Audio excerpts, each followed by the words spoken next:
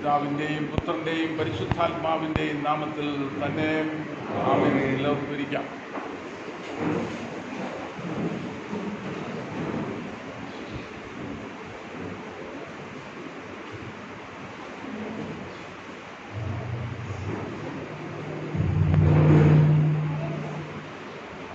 ആമുഖമായിട്ട് ഒന്ന് രണ്ട് കാര്യങ്ങൾ പറയാൻ ആഗ്രഹിക്കുന്നു. ഒന്ന്, ഞാൻ ഒരു സ്വാതന്ത്ര്യം എടുത്ത് ഒരു അപേക്ഷ നടത്തുകയാണ്. നമ്മുടെ അടുത്തിരിക്കുന്ന ആളിലേക്ക് തിരിഞ്ഞിട്ട് ഹാപ്പി ഈസ്റ്റർ എന്ന് സന്തോഷമായിട്ട് ഒന്ന് പറഞ്ഞു.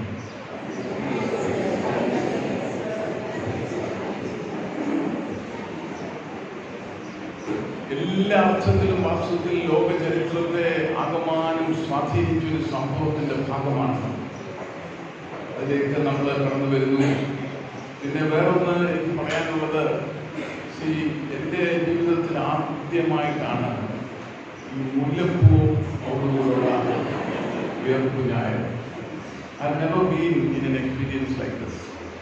It is amazing.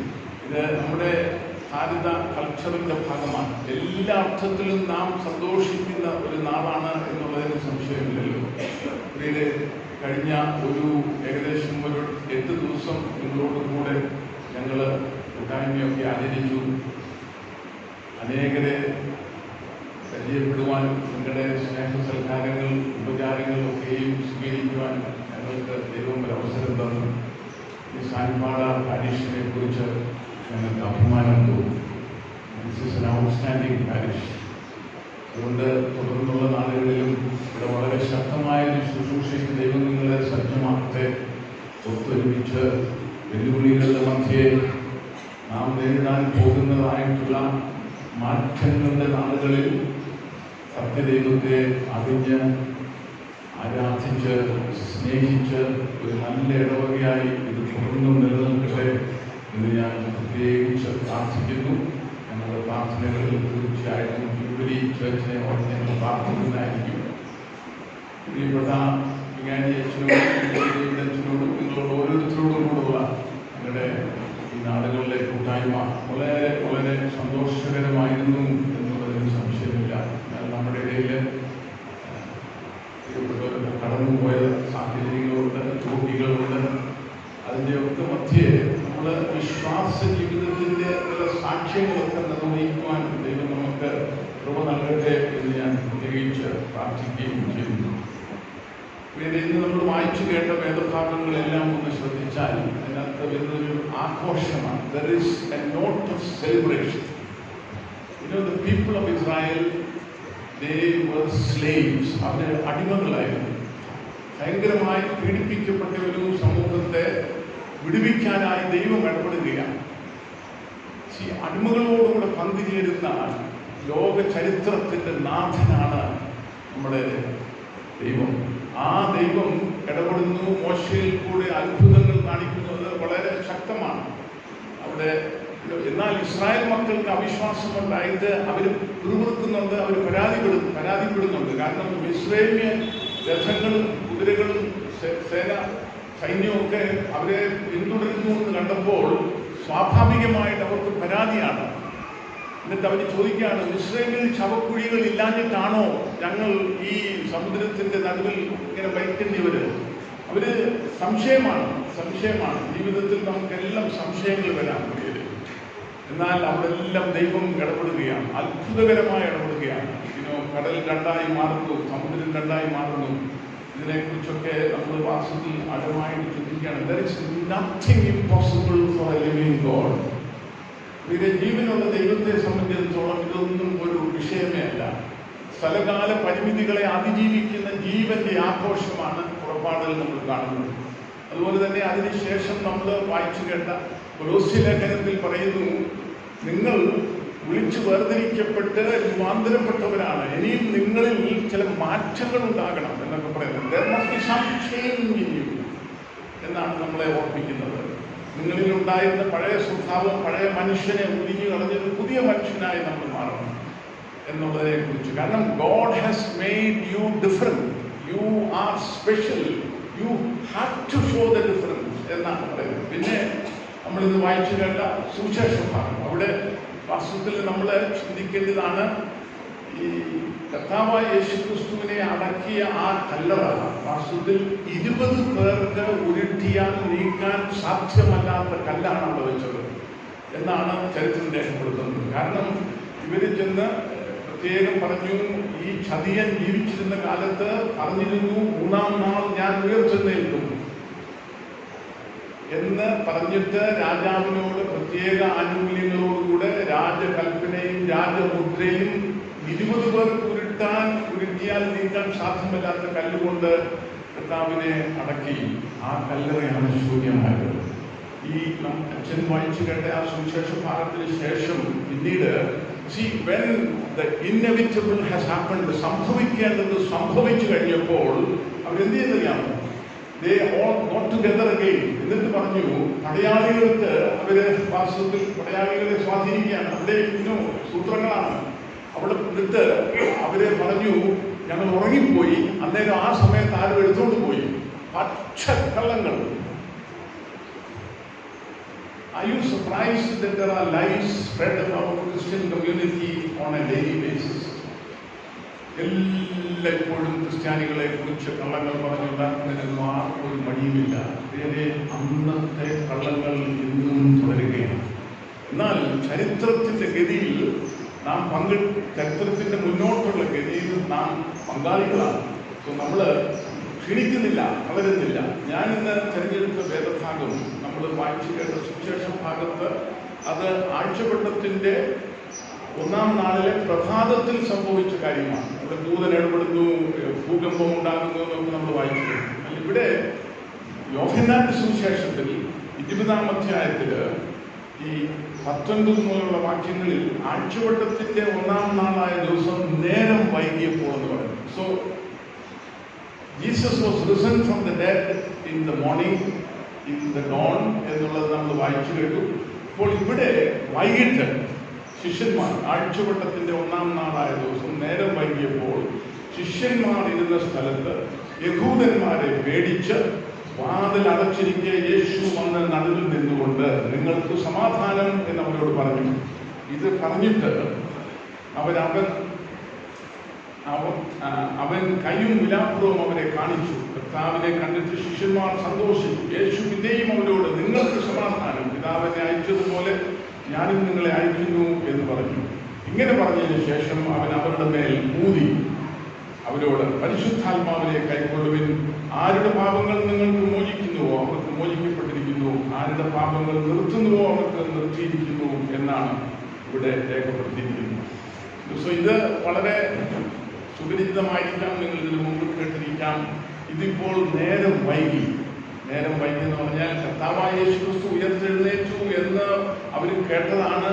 ഈ മഗ്ദലക്കാരത്തി മറിയയും മറ്റേ മറിയയും എല്ലാം ചെന്ന് കണ്ട് ഇതിനെക്കുറിച്ചൊക്കെ മനസ്സിലാക്കുന്നു. എന്നിട്ടും ശിഷ്യരിൽ ഭയമുണ്ട്. What has happened to the master was brutal and cruel. അതുകൊണ്ട് അവർക്ക് ഉള്ളിൽ ഭയമുണ്ട്. ഈ ഞാൻ പലപ്പോഴും പറയുന്ന ഒരു സംഗതിയാണ്, ഇന്ന് ഇന്ത്യയില് പലരും ഏകാന്തത അനുഭവിക്കുന്നത്, ഏറ്റവും കൂടുതൽ അനുഭവിക്കുന്നത് നേരം വൈകുമ്പോഴാണ്. when the day is over and രാത്രിയാക്കുമ്പോൾ, നേരം വൈകുമ്പോൾ നമുക്ക് തനിച്ച് താമസിക്കുന്നവർക്കൊക്കെ ഭയമുണ്ട്. രാത്രി കഴിഞ്ഞു കിട്ടണം എന്നുള്ളത് തന്നെയുള്ളൂ.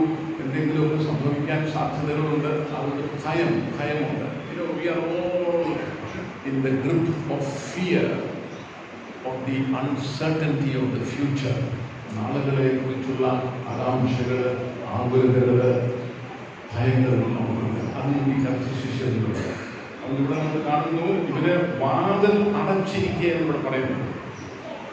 ആഴ്ചവട്ടത്തിന്റെ 1-ാം നാളായ ദിവസം നേരം വൈകിയപ്പോൾ ശിഷ്യന്മാർ ഇരുന്ന സ്ഥലത്ത് യഹൂദന്മാരെ പേടിച്ച് അവന് വാതിൽ അടച്ചിരിക്കുന്നു. അടച്ച പൂട്ടിയ മാളിക മുറിയിൽ. ഇവിടെ ശിഷ്യന്മാരുടെ വികാരങ്ങൾ വളരെ പെട്ടെന്ന് ഞാൻ പറയുകയാണ്. അവർക്ക് നിരാശയുണ്ട്. They are people who are very discouraged, very discouraged because ഒന്ന്, അവർ കർത്താവിനോട് ചെയ്തതിനെ കുറിച്ച് തന്നെ അവർക്ക് വാസ്തവത്തിൽ സങ്കടവും നിരാശയും. കാൽവറി ക്രൂശിൽ താൻ ഭയങ്കരമായ പീഡനം അനുഭവിക്കുകയും ഒക്കെ ചെയ്തപ്പോൾ ശിഷ്യർ തങ്ങളുടെ ജീവനെ ഭയന്ന് ഓടിമറന്നു. ഓടിമറയാതെ നിന്നത് സ്ത്രീകളാണ്.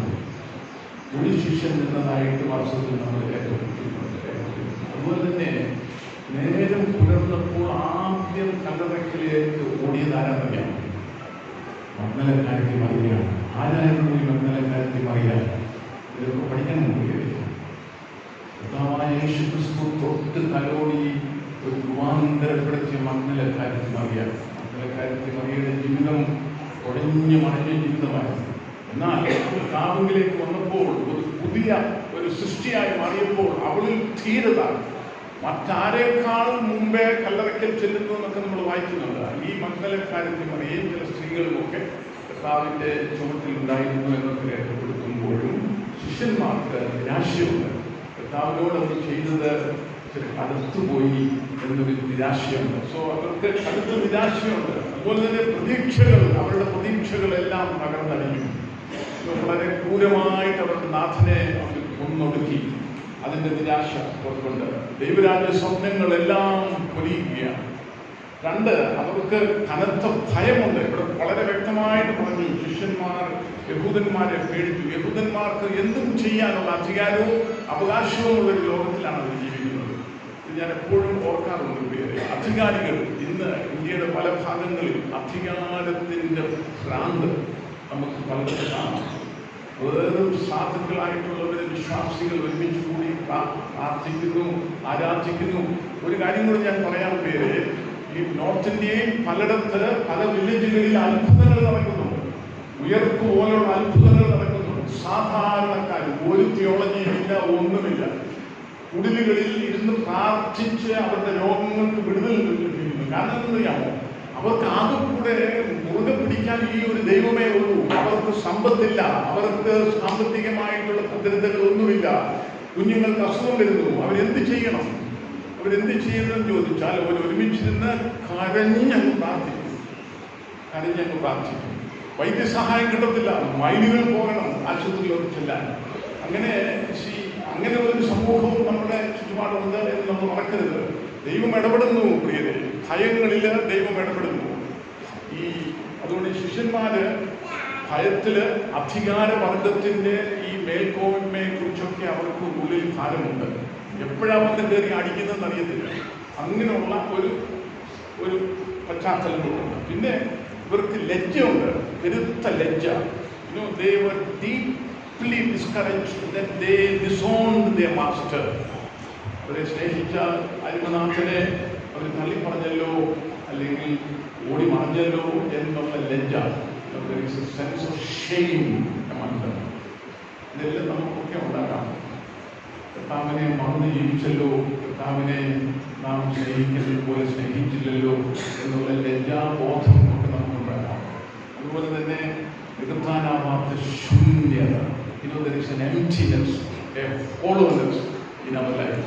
അതിൻ്റെ കാരണം യേശുവിൻ്റെ സാന്നിധ്യമില്ല. ഇത് ക്ഷീണിക്കുമ്പോൾ അവൻ വന്ന് ആശ്വസിച്ചു പോരുക എന്ന് പറഞ്ഞ ആ സാന്ത്വനത്തിൻ്റെ വാക്കുകളില്ല.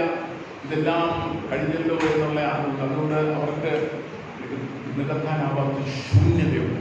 Let me be very honest with you. There are many of us who are going through all these feelings. വിശ്വാസ ജീവിതത്തിൽ ഈ പറയുന്ന വികാരങ്ങളിൽ കൂടെ കടന്നുപോകുന്ന അതിനുള്ള നിരാശ, സങ്കടം, ശൂന്യത, പരാജയബോധം, ലജ്ജാബോധം. ലജ്ജ നമ്മുടെ ജീവിതത്തിൽ വന്നുപോയിട്ടുള്ള ആ വീഴ്ചകളെ കുറിച്ചൊക്കെയുള്ള ലജ്ജ നമുക്കുണ്ട്. നല്ല ഒരു ശതമാനം ആളുകളിൽ പലപ്പോഴും ഇതെല്ലാം കടന്നു വരാം. എന്നാൽ പ്രിയരെ, ഉയർപ്പിൻ്റെ ദർശനം എന്താണെന്ന് നമ്മൾ പെട്ടെന്ന് പഠിക്കാം. അടച്ചിരുന്ന വാതിൽ തുറക്കപ്പെടുകയാണ്. കർത്താവ് അവരടച്ച് ഇരിക്കെ യേശു വന്ന്, ഒരു വാക്കിവിടെ വളരെ പ്രധാനമാണ്, വന്ന് നടുവിൽ നിന്നു എന്നാണ്. എന്താ ഈ നടുവിൽ നിന്നു എന്ന് പറയുന്നത്? ഇത് വാസ്തവത്തിൽ ഇംഗ്ലീഷിൽ അത്രയും മൂർച്ച ഇല്ല. ഈ സ്റ്റുഡ് എമംഗ് ദം എന്നാണ്. എന്നാൽ മലയാളത്തിൽ ഇത് അവൻ വന്ന് അവരുടെ നടുവിൽ നിന്നു. വാസ്തവത്തിൽ വേദപുസ്തകമൊക്കെ പഠിക്കാമെങ്കിൽ ഈ വാക്യങ്ങളൊക്കെ വെച്ച് ചേർത്ത് പഠിക്കാമെങ്കിൽ യേശു നടുവിൽ നിന്നു എന്നുള്ളത് പല ഭാഗങ്ങളിൽ രേഖപ്പെടുത്തിയിട്ടുണ്ട്. എന്താണ് ഈ നടുവിൽ നിന്നു എന്നുള്ളതിൻ്റെ അർത്ഥം? പിന്നെ വളരെ ആശ്വാസകരമായ ഈ ഉയർപ്പിൻ്റെ ഒരു സന്ദേശമാണ്. നമ്മുടെ ജീവിതത്തിൻ്റെ ഏത് പ്രശ്നങ്ങളുടെയും നടുവിൽ നിൽക്കാനും ഒരു രക്ഷിതാവാണ്. These disciples are discouraged, disappointed, and they have all sorts of feelings going through their mind. But here is the Savior, സ്നേഹിക്കുന്ന, കരുതുന്ന, നമ്മെ ചേർത്ത് പിടിക്കുന്ന കർത്താവായ യേശുക്രിസ്തു നടുവിൽ നിന്നു എന്നാണ് പറയുന്നത്. എന്റെയും നിങ്ങളുടെയും ജീവിതത്തിന്റെ പരാജയത്തിന്റെ നടുവിൽ നിൽക്കുന്ന ഒരു രക്ഷിതാവാണ് ഉയർത്തെഴുന്നേറ്റവനായ ക്രിസ്തു. നമ്മുടെയൊക്കെ ജീവിതത്തിൽ സൈഡിലൊക്കെ നിന്ന് പലരും പല കമന്റ് പറയും. നമ്മുടെയൊക്കെ ജീവിതത്തിൽ പരാജയവും ഒക്കെ വരുമ്പോൾ, കുടുംബജീവിതത്തിൽ പ്രയാസങ്ങൾ ഉണ്ടാകുമ്പോൾ സൈഡിൽ നിന്നുകൊണ്ട് കമന്റ് പറയാൻ പലരുണ്ട്. പേര് യൂസ്ലെസ്. എന്നാൽ if there are people who are willing to stand in the midst of it all with you with a sense of empathy and compassion, they are reflecting the power of resurrection. അവരാണ് ഉയർപ്പിന്റെ ശക്തി പ്രകടമാക്കുന്നത്. എൻ്റെ ജീവിതത്തിന്റെ പരാജയത്തിൽ ഞാൻ എല്ലാം നഷ്ടപ്പെട്ട് എൻ്റെ ജീവിതത്തിൽ വീഴ്ചകളുണ്ടായി, തകർച്ചകളുണ്ടായി. അതിൻ്റെ നടുവിൽ നിൽക്കാൻ തയ്യാറാകുന്ന എൻ്റെ സഹോദരനാണ് എൻ്റെ കൂട്ടു സഹോദരൻ. അതുകൊണ്ട് കർത്താവായ യേശുക്രിസ്തു അവരുടെ നടുവിൽ നിന്നു എന്ന് രേഖപ്പെടുത്തിയിരിക്കുന്നു. So he comes and stands in the midst of all these feelings. നടുവിൽ നിന്നു. എന്നിട്ട് അതിനുശേഷം പറയുന്നു, നിങ്ങൾക്ക് സമാധാനം. കർത്താവായ യേശുക്രിസ്തു നമുക്ക് നൽകുന്നത് ലോകം നിങ്ങൾക്ക് തരുന്ന പോലുള്ള സമാധാനമല്ല, പിന്നെയോ ശാശ്വത സമാധാനം, സകല ബുദ്ധിയും കവിയുന്ന ദൈവ സമാധാനം ഞാൻ നിങ്ങൾക്ക് നൽകും എന്ന് കർത്താവ് വാഗ്ദാനം ചെയ്യാം. പ്രിയപ്പെട്ടവർ, കുടുംബങ്ങളെ നഷ്ടപ്പെട്ടവരുടെ സാക്ഷ്യങ്ങളൊക്കെ ഞാൻ എൻ്റെ ജീവിതത്തിൽ നേരിട്ട് കണ്ടിട്ടുണ്ട്. പെട്ടെന്ന് നിലച്ചിരിക്കാതെ ജീവിത പങ്കാളി കടന്നു പോകും. ജീവിതത്തിൽ നിരാശയുണ്ടോ? ഉണ്ട്. ജീവിതത്തിൽ ഒരു ശൂന്യതാബോധമുണ്ടോ? ഉണ്ട്. പെട്ടെന്ന് പോയല്ലോ എന്നുള്ള ആ ഒരു പരാജയ ബോധവും എല്ലാം നമ്മുടെ ജീവിതത്തിൽ വരാം. എന്നാൽ അവരെയൊക്കെ താങ്ങി നടത്തുന്നത് എന്തായിരിക്കും അവരെ മുന്നോട്ട് പോകാൻ? ഈ ഇസ്രായേൽ മക്കളോട് മോശയിൽ കൂടെ ദൈവം പറയുന്നതിനൊക്കെ മുന്നോട്ട് പോകും എന്നാണ് പറയുന്നത്. പുറകോട്ടല്ല നിങ്ങൾ നോക്കണ്ടേ എന്ന് പറയുന്നുണ്ട്. എന്ന് പറഞ്ഞ പോലെ how do we get the courage and the conviction to press on? ജീവിതത്തിൽ നിരാശയോട് വരുമ്പോൾ ഞാൻ ഉദാഹരണം പറഞ്ഞാണ്. ഞങ്ങളുടെ നാട്ടില് ഒരു കൊച്ചമ്മ, പ്രിയ ഭർത്താവ് തലേ ദിവസം രാത്രിയിൽ എല്ലാ വർത്താനമൊക്കെ പറഞ്ഞു, അവര് സ്നേഹത്തോടെ പ്രാർത്ഥിച്ചു, കിടന്നുറങ്ങി. പിറ്റേ ദിവസം രാവിലെ കട്ടൻകാപ്പിയും കൊണ്ട് തൻ്റെ ഭർത്താവിനെ കട്ടൻകാപ്പിയും കൊണ്ട് ചെല്ലുമ്പോൾ തൻ്റെ ഭർത്താവ് ഈ ലോകത്തിൽ നിന്ന് എടുക്കപ്പെടുന്നു. കാരണം നാട്ടിലെ കൊച്ചമ്മ ഈ ശവസംസ്കാര ശുശ്രൂഷയിൽ അവിടെ അച്ഛനോട് പ്രത്യേക അനുവാദം ചോദിച്ചുകൊണ്ട് ഒരു പാട്ട് പാടുകയാണ്. തനിച്ച് പാടുകയാണ്. കൊച്ചമ്മ തന്നെ പാടുകയാണ്. ദുഃഖത്തിന്റെ മനപാത്രം കർത്താവിന്റെ കയ്യിൽ തന്നാണ് പാടുകയാണ്. അവിടെ നിന്ന് സകല ഗാനങ്ങൾ, every single one of them, including me as a college student, had tears rolling down. ഇതാണ് സാക്ഷ്യം. നാം മുന്നോട്ട് പോയേ മതിയാകും. ജീവിതത്തിൽ നമുക്ക് വീഴ്ചകൾ വന്നിട്ടുണ്ട്, പരാജയങ്ങൾ വന്നിട്ടുണ്ട്. 9ാം ക്ലാസ്സിൽ കോട്ടയം കോളേജ് സ്കൂളിൽ പഠിച്ചുകൊണ്ടിരുന്നപ്പോൾ ഞാൻ സ്കൂളിൽ നിന്ന് പുറത്താക്കപ്പെട്ടു, ബോർഡിങ്ങിൽ നിന്ന് പുറത്താക്കപ്പെട്ടു. ഇതിലെല്ലാം കൂടെ കടന്നു പോയിട്ടുള്ളൊരു വ്യക്തിയാണ് ഞാൻ. എന്നാൽ എന്നെ സ്നേഹിച്ച ഭക്തരായ അധ്യാപകരുണ്ടായിരുന്നു. There were some outstandingly godly teachers. My dear friends, there can be talk, but there is no walk. അതുകൊണ്ട് കർത്താവായ യേശുക്രിസ്തു എന്താ ചെയ്തതറിയാം? തകർന്ന് തരിപ്പണമാകുന്ന തന്റെ ശിഷ്യരെ കുറ്റപ്പെടുത്താനല്ല കർത്താവ് അവിടെ വന്നത്. നിങ്ങൾക്ക് സമാധാനം, മക്കളെ, സമാധാനം പറയാം. കലങ്ങി മറിയുന്ന മനസ്സുകൾക്ക് ആവശ്യം സമാധാനമാണ്. അതുകൊണ്ട് കർത്താവ് നൽകുന്നു. അതുകൊണ്ട് ഇതാ ഉയർത്തെഴുന്നേറ്റവനായ ക്രിസ്തു നൽകുന്ന സമാധാനം നമ്മുടെ ജീവിതത്തിന്റെ ഭാഗമാകട്ടെ. എന്നിട്ട് ഇവിടെ ശിഷ്യന്മാർക്ക് സംശയമാണ്. കർത്താവിന് പറഞ്ഞു, കർത്താവ് ഇടപെട്ടു, എന്നിട്ട് സംശയം. അതുകൊണ്ട് എന്ത് ചെയ്തു? അവൻ കൈയും വിലാപ്പുറവും അവരെ കാണിച്ചു എന്നാണ്. He showed them the nail-pierced hands and the side. എന്തിനാത്? താൻ ആവർത്തിക്കുകയാണ്, ഞാൻ തന്നെയാണ് നിങ്ങളുടെ നടുവിൽ നിൽക്കുന്നത്. കാൽവരി ക്രൂശിൽ പരമയാഗമായി തീർന്ന് കാലിരുമാണികളാൽ പീഡിപ്പിക്കപ്പെട്ട് മരിച്ചു ഉയർത്തെഴുന്നേറ്റ നിങ്ങളുടെ രക്ഷിതാവ് എന്ന് പറഞ്ഞാണ് കൈ കാണിക്കുന്നത്. He showed them the nail-pierced hands എന്നാണ് പറയുന്നത്. അങ്ങനെ വരുമ്പോൾ ഇവിടെ നമ്മൾ വായിക്കുന്നുണ്ട്, അവനെ കണ്ടിട്ട്, കർത്താവിനെ കണ്ടിട്ട് ശിഷ്യന്മാർ സന്തോഷിച്ചു. Why happy Easter? Because he is with us in our failures and he is keen to provide you the peace that passes all understanding. കർത്താവിനെ കണ്ടപ്പോൾ സന്തോഷിച്ചു. നമ്മുടെ ജീവിതത്തിലൊക്കെ ഈ സന്തോഷം തിരികെ വരണമെങ്കിൽ, രക്ഷയുടെ സന്തോഷം നമ്മുടെ ജീവിതത്തിൽ തിരികെ വരണമെങ്കിൽ ഈ ക്രിസ്തു നമ്മുടെ ജീവിതത്തിന്റെ നടുവിലുണ്ടാകണം പ്രിയരെ. ഇല്ലെങ്കിൽ നമ്മുടെ ചെറുപ്പക്കാർ, കേരളത്തിലും എല്ലാം ഇന്ന് കണ്ടുവരുന്ന ഒരു പ്രവണത, ചെറുപ്പക്കാർ ഒന്ന് പറഞ്ഞ് ഒരു 12ാം ക്ലാസ്സിൽ ഉദ്ദേശിച്ച് മാർക്ക് കിട്ടുന്നില്ല, നീറ്റിന്റെ എക്സാമിന് അവർക്ക് കിട്ടിയ മാർക്ക് വളരെ കുറഞ്ഞു പോയി. എന്ത് ചെയ്യുന്നു കുഞ്ഞുങ്ങൾ? വളരെ സങ്കടത്തോടെ ഞാൻ പറയുകയാണ്, കുഞ്ഞുങ്ങൾ ആത്മഹത്യ ചെയ്യുന്നു. Failure is not final, my dear friends. പരാജയങ്ങളിൽ കൂടെ മാത്രമാണ് ജനം വാസ്തവത്തിൽ വളർന്നതും ഉയർന്നതുമൊക്കെ. എത്ര പേരുടെ കഥകളുണ്ട് പ്രിയരെ. ഇന്ന് നമ്മുടെ കുഞ്ഞുങ്ങൾക്ക് പിടിച്ചു നിൽക്കാനുള്ള കഴിവില്ല. കാരണം അവരുടെ ജീവിതത്തിൽ അവരോടുകൂടെ സഞ്ചരിക്കുന്ന ആരുമില്ല. അവർ ഏകാന്തത അനുഭവിക്കുന്നു, ഒറ്റപ്പെടുന്നു. അന്നേരം അവരുടെ വ്യാജം the best thing is to end their life. പ്രിയരെ, ജീവിതം ദൈവം തന്നതാണ്, ജീവിതം വിലയുള്ളതാണ്.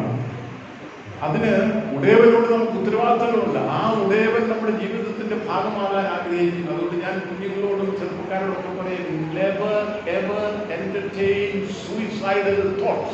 It is from the devil. യാതൊരു സംശയമില്ല. നിങ്ങൾക്ക് ജീവനുണ്ടാകാനും സമൃദ്ധിയായ ജീവനുണ്ടാകാനും ഞാൻ വന്നിരിക്കുന്നു എന്ന് പറയുന്ന കർത്താവ് നമ്മളോട് ഇടപെടാൻ, നമ്മളുടെ ജീവിതത്തിന്റെ ഭാഗമാകാനായി കാത്തു നിൽക്കുമ്പോൾ അതിനൊന്നും ഒരു ചാൻസും കൊടുക്കാതെ നമ്മൾ സ്വയം തീരുമാനങ്ങൾ എടുക്കുക കഷ്ടമല്ലേ? അതുകൊണ്ട് കർത്താവിനെ കണ്ടിട്ട് ഇവർ സന്തോഷിച്ചു. പിന്നെയും അവനവരോട്, നിങ്ങൾക്ക് സമാധാനം. So here is a risen Christ who is there to strengthen you, to empower you. നമ്മളെ ശക്തീകരിക്കുന്ന ഒരു സാന്നിധ്യം. പിന്നെ നമുക്ക് സമാധാനം പകർന്നുകൊണ്ട് നമ്മളെ നയിക്കുവാൻ താൻ മുൻകൈയെടുക്കുന്നു. He takes the initiative to walk with you and to be part of you. കർത്താവ് ഈ ശിഷ്യന്മാർ വാതിൽ അടച്ചകത്തിരിക്കുന്നു എന്ന് കണ്ടുകൊണ്ട് വാതിൽ അടച്ചിരിക്കുന്ന വാതിലിന് തുറന്ന് കയറി വന്നു എന്നാണ് ഇതിനർത്ഥം മനസ്സിലാക്കേണ്ടല്ലോ. അതിന് ശേഷം കർത്താവ് അവരെ ശക്തീകരിക്കുന്നു, ബലപ്പെടുത്തുന്നു. പിതാവ് അതിനുശേഷം 21ാം വാക്യത്തിൽ ഔട്ട്സ്റ്റാൻഡിങ് വേർഡ്സ്. ഞാൻ പലപ്പോഴും പറയാറുണ്ട്, എൻ്റെ സ്റ്റുഡൻസിനോടൊക്കെ ഞാൻ പറയാറുണ്ട്, നിങ്ങൾ കാണാൻ പഠിക്കേണ്ട ഒരു വാക്യമാണ് നമ്മുടെ ജീവിതത്തിൽ. പിതാവിനെ അയച്ചതുപോലെ ഞാനും നിങ്ങളെ അയക്കുന്നു. Just as the Father has sent me, so send I you. നമ്മുടെ CSI ആരാധന ഇങ്ങനെ ഈ ക്രൂശൻ കൊണ്ടൊക്കെ ഇങ്ങനെ വരുന്നു, എന്താ അതിൻ്റെ അർത്ഥം? ഈ പ്രൊസഷൻ ആൻഡ് പ്രൊസഷൻ്റെ ഒക്കെ അർത്ഥം എന്തുവാ? പുരുഷൊക്കെ പിടിക്കുന്നതാണ് നല്ല സഞ്ജിതാണിയൊക്കെ നല്ല സ്മാർട്ടായിട്ട് ഇരിക്കട്ടെ. ഫ്രണ്ടിലൊരു ഹീറോ, പിന്നെ ഹീറോ അല്ലാത്ത 2-3 പേര് അച്ഛന്മാർ പുറകിൽ. അതാണ് എന്താ ഇതിൻ്റെ അർത്ഥം? Position. You come from the broken world with all the brokenness. ജീവിതത്തിന്റെ എല്ലാ തകർച്ചകളിൽ നിന്നാണ് ഇവിടെ. എനിക്ക് ഉറങ്ങിയിട്ട് പോലും ഇല്ല എന്നിട്ട് വരിക പൊസിഷൻ. കുരിശ് പിടിക്കുമ്പോൾ പോലും ഇവിടുത്തെ കാര്യമല്ല ഞാൻ പറയുന്നത്. കുരിശ് പിടിക്കുമ്പോൾ പോലും ഇങ്ങനെയൊക്കെയാണ് നമ്മൾ വരുന്നതെന്ന് പോകും. പിന്നെ തിരിച്ചെങ്ങോട്ടാണ് പോകുന്നത്? അപ്പോൾ ഇറച്ചിക്കറി അടിക്കാൻ, അപ്പോൾ ഇറച്ചിക്കറി അടിക്കാനാണ് പുറകോട്ട് തിരിച്ചങ്ങ് പോകാൻ ആണോ? അല്ല, പിതാവിനെ അയച്ചതുപോലെ ഞാനും നിങ്ങളെ അയക്കുന്നു. പോകുവിൻ. തകർന്ന് തരിപ്പണമാകുന്ന ജീവിതങ്ങളെ ഉദ്ധരിക്കാത്ത ഭക്തിയെല്ലാം പൊള്ളയാണ് പ്രിയരെ. തകരുന്ന ജീവിതങ്ങൾ കുറെ നമ്മുടെ ലോകത്തിലുണ്ട്. അവരെ കുറിച്ചുള്ള ഭാരം നമുക്കുണ്ടാകണം. ഞാനിവിടെ കേട്ട ഒരു വലിയ സന്തോഷകരമായ ഒരു സംഭവമാണ്. ഇവിടെ പല മിഷൻ സംഘടനകളെയൊക്കെ ഇവിടെ നിങ്ങൾ സപ്പോർട്ട് ചെയ്യുന്നുണ്ട്. ഇതാണ് നമ്മുടെ ഏറ്റവും ദൗത്യം. പ്രിയരെ, യേശു എന്ന വാക്ക് ഒരു പ്രാവശ്യം കേട്ടിട്ടില്ലാത്തവർ ഭാരതത്തിൽ ജീവിച്ചിരിപ്പുണ്ട്. ഒറ്റ പ്രാവശ്യം യേശു എന്ന വാക്ക് കേട്ടിട്ടില്ല. അവര് നോർത്ത് ഇന്ത്യയിലൊക്കെ ഈ സുവിശേഷകരങ്ങൾ ഉൾപ്രദേശങ്ങളിലൊക്കെ ചെല്ലുമ്പം അവർ ചോദിക്കും, യേശു യേശു ആനെ കച്ചീസ് മീനെ കച്ചീസ് ചോദിക്കുക. നമ്മളോ കേട്ട് കേട്ട് കേട്ട് കേട്ട് മടുത്തു. Should be have any concern for them? അവരെ കുറിച്ച് ഭാരമുണ്ടാകണോ? പിതാവിനെ അയച്ചതുപോലെ ഞാനും നിങ്ങളെ അയക്കുന്നു എന്ന് പറഞ്ഞതിന് ശേഷം അവൻ അവരുടെ മേൽ ഊതി. എന്താ ഈ ഊത്? ഈ ഊതിന്റെ എന്തുവാണ്? മലയാളിക്ക് അറിയാമല്ലോ ഊത് എന്തുവാണ്. നമ്മൾ ഊതും ഉല്ലുബെന്തായിരുന്നു. ഇവിടെ ചെയ്തെന്തറിയാമോ? He poured the Holy Spirit upon them. He breathed upon them എന്നാണ്. പരിശുദ്ധാത്മാവിനെ കൈക്കൊള്ളുവിൻ എന്നിട്ട് പറയുകയാണ്, നിങ്ങൾ ആരുടെ പാപങ്ങൾ മോചിക്കുന്നുവോ അവർക്ക് മോചിക്കപ്പെട്ടിരിക്കുന്നു. I am sending you with one of the most outstanding mission and vocation in world. Go and relieve people from the bondage of sin. പറയുകയാണ്, നിങ്ങൾ ആരുടെ പാപങ്ങൾ മോചിക്കുന്നുവോ, പാപത്തിൽ കഴിയുന്ന, പാപത്തിന്റെ ചെളിക്കുണ്ടിൽ കഴിയുന്ന ഒരു സമൂഹം നമ്മുടെ ചുറ്റുപാടുകളുണ്ട്. ആ ലോകത്തിലേക്ക് നമ്മളെ പറഞ്ഞയക്കുകയാണ്. വിശുദ്ധ വസ്തുക്കൾ സ്വീകരിച്ചതിന് ശേഷം go into the world എന്നാണ്. അതുകൊണ്ടാണ് നമ്മൾ വായിക്കുന്നത്, കർത്താവ് എന്നോടുകൂടി ഇരിക്കട്ടെ, നമുക്ക് സമാധാനത്തോടെ പോകാം. സ്മോളടിക്കാനല്ല. ആണോ? ഇതിനാണോ നമ്മുടെ ജീവിതം? കഷ്ടമല്ലേ പ്രിയരെ? നമ്മളിതിനെ കുറിച്ചൊന്നും ഒരു ദർശനമില്ല. എന്നാൽ ശിഷ്യന്മാരോട് പറഞ്ഞു, അവൻ അവരുടെ മേൽ ഊതി. എന്നിട്ട് പറഞ്ഞു, നിങ്ങളിങ്ങനെ നിരാശപ്പെട്ട് പഴയ കഥകളും പറഞ്ഞ് മറ്റുള്ളവനെ ഊതി, മറ്റുള്ളവനെ ഒന്ന് കൊച്ചാക്കി, ഈ മറ്റുള്ളവനെ കുറിച്ച് കഥയും പുതിയ നുണയും എല്ലാം പറഞ്ഞ് ജീവിക്കേണ്ടവരല്ല നമ്മൾ. പോകുവൻ. എങ്ങോട്ട് പോകണം? നിങ്ങൾ ആരുടെ പാപങ്ങൾ മോചിക്കുന്നുവോ അവർക്ക് മോചിക്കപ്പെട്ടിരിക്കുന്നു എന്നാണ് പറയുന്നത്.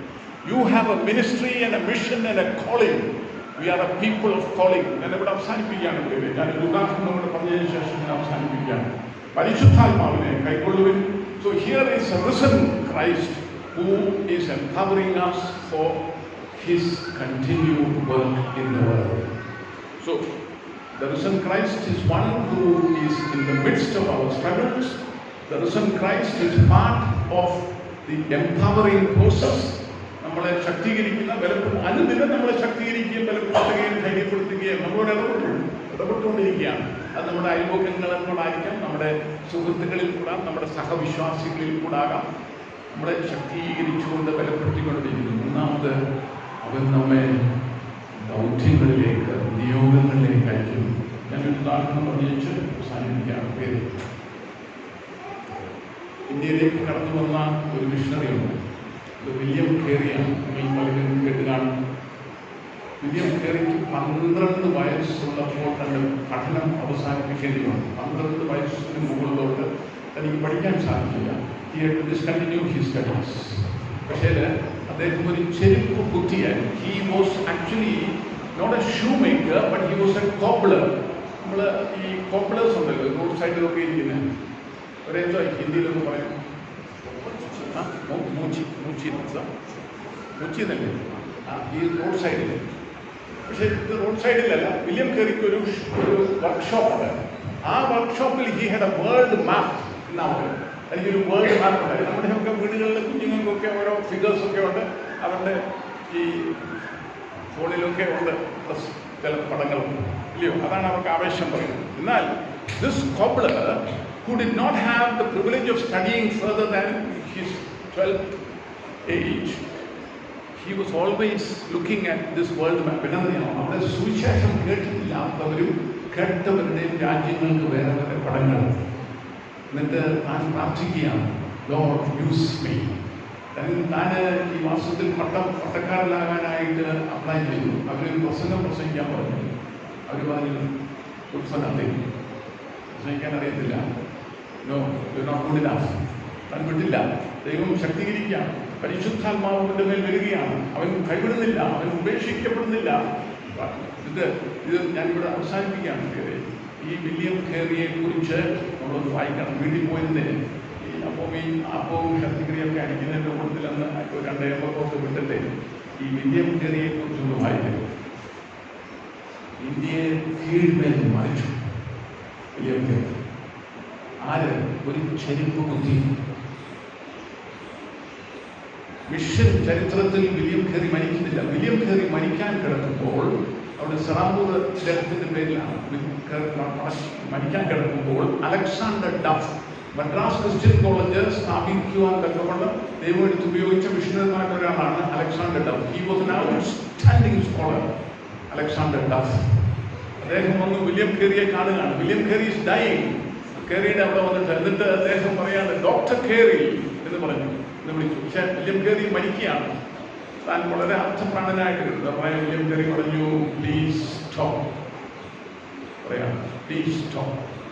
ഡോക്ടർ കേറി, we have heard great things about you എന്ന് പറയും അലക്സാണ്ടർ ഡഫ്. പറഞ്ഞു, please stop. Hereafter, only talk about Christ, who made all the difference to him. Stop. Hereafter, talk only about Christ, who made all the difference to carry. ഇപ്പോൾ പിതാവായ ദൈവത്തിനും പുത്രനായ ദൈവത്തിനും പരിശുദ്ധാത്മാവായ ദൈവത്തിനും ഇന്നും എന്നേക്കും കാലാവസാനം കൂടാതെ മഹത്വം ഉണ്ടാകട്ടെ. ആമേൻ, ആമേൻ.